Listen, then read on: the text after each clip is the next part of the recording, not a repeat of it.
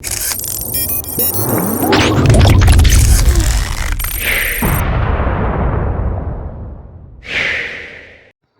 guys, welcome to Gist Media TV. If you're watching this channel for the first time, kindly click the subscribe button to subscribe and also click the notification bell to get notified anytime we drop a new video.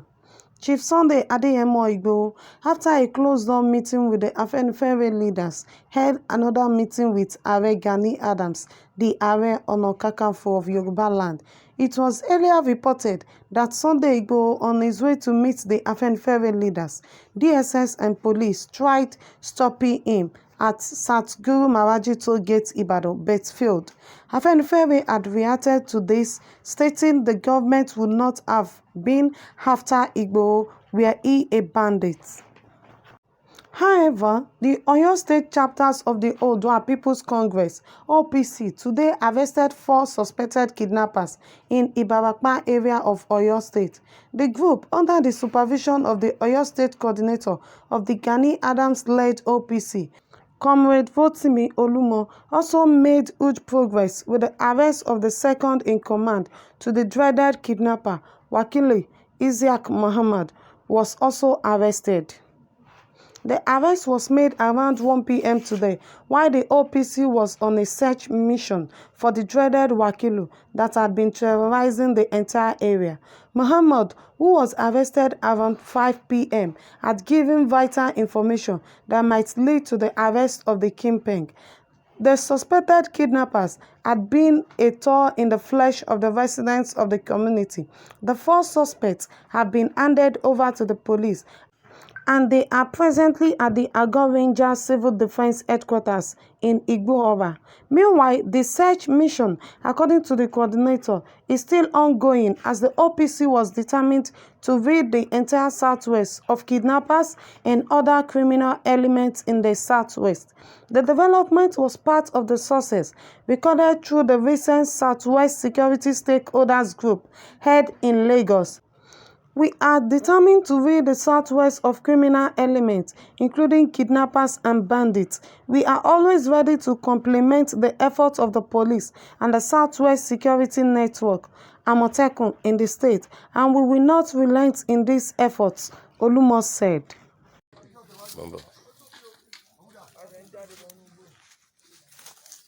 I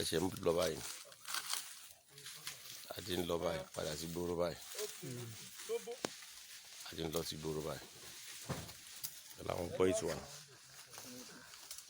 I didn't lose Igboho by. I didn't move. Oh, do I did tell? And don't go much lower. You're going to move by. I didn't quite lose Igboho by.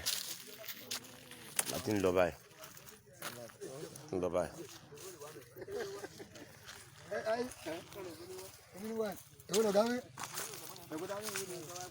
Okay.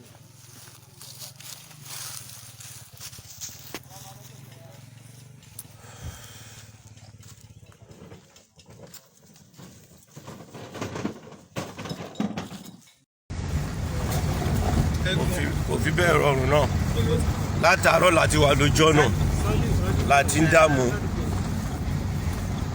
láti jẹ́ pé kárí àwọn oníṣẹ́ ibi yẹn mú. Ọlọ́run dẹ̀ ti ṣe òun sìn àti rí àwọn kan mú nínú wọn.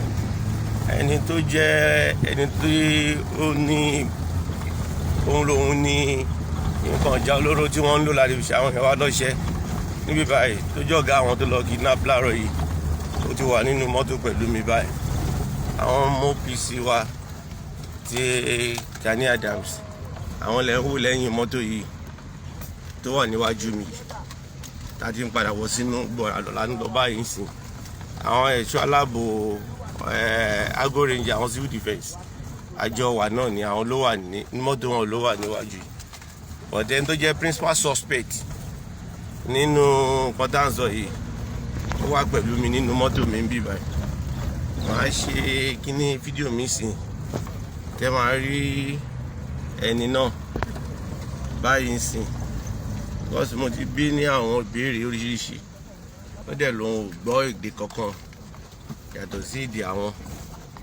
So ìbá ní kí n fọ̀rọ̀ wá lẹ́nu wò mọ́tò báyìí náà kẹ́ máa gbọ́ ṣùgbọ́n lóun ò gbọ́ èdè kankan yàtọ̀ sí èdè àwọn no nílè fún wa ní àǹfààní àti bá a sọ̀rọ̀ but máa yójú kámẹ́rà àwòrán kámẹ́rà mi sí tẹ̀ máa rójú ẹ̀ nísìn nígbà tá a bá wà mú fún àwọn ètò aláàbò tán because mi nífẹ̀ẹ́ kan sọ pé àwọn ọmọ Ààrẹ Ọ̀nà Kakanfò wọ́n take long to their hand ni mo ṣe make sure pé nígbà tó pè mí fún ìpè yẹn láàárọ̀ yìí tí mo kó àwọn ọmọ ẹ̀ṣọ́ OPC ìlú mi dání lọ sí ibi tí nǹkan yìí ti ń ṣẹlẹ̀ mo ṣe fi tó àwọn agbófinró létí so ẹni yẹn wà pẹ̀lú wa nínú mọ́tò ń bí báyìí á dẹ̀ hand over fún wọn but mo ń fẹ́ kọ́ ọmọ Nàìjíríà kọ́ máa bá wa tẹ̀lé láti máa ṣe ìwádìí ibi tó bá ẹjọ́ ẹ̀ tì sí ó wà nínú mọ́tò ń bí báyìí abàtà ti lọ mú sí abà ẹni tí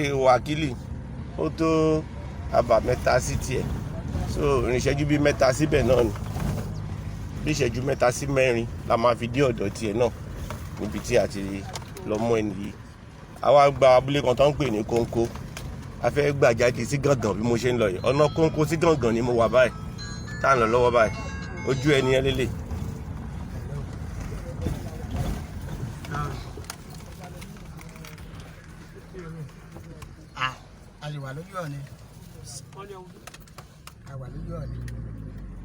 mo rò pé ẹ ti rí bẹ́ẹ̀ yẹn nínú mọ́tò mi.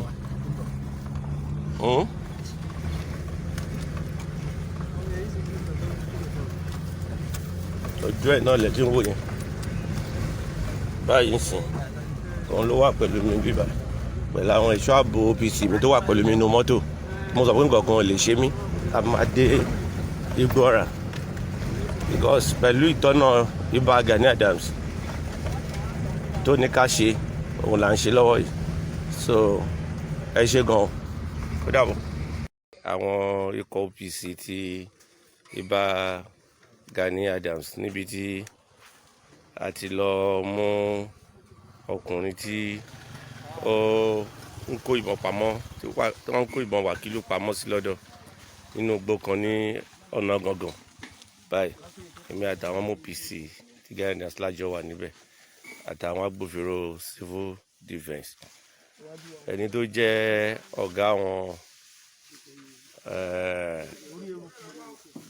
ajagun tàwọn Fúlàní náà àti mú báyìí ó wà pẹ̀lú wa báyìí sìn adé tí wà pẹ̀lú àwọn civil defence báyìí lójú ọ̀nà báyìí tàjọ lọ ṣiṣẹ́ yìí a ṣe wà lórí ẹ̀ báyìí tàjọ ṣiṣẹ́ yìí lọ́wọ́lọ́wọ́ báyìí so ètò ìlọgbà tá a bá dénú ìgboro Ọlọ́run ti fún wa ní ẹni ẹ̀ mú àdẹ̀dẹ̀ àǹdọ̀fẹ́ àjọ wa báyìí pẹ̀lú àwọn civil defence ni níbi tá a ti rí ẹni ẹ̀ mú báyìí so à ń gbé lọ sí ìgboro báyìí àti ń gbé lọ sí ìgboro.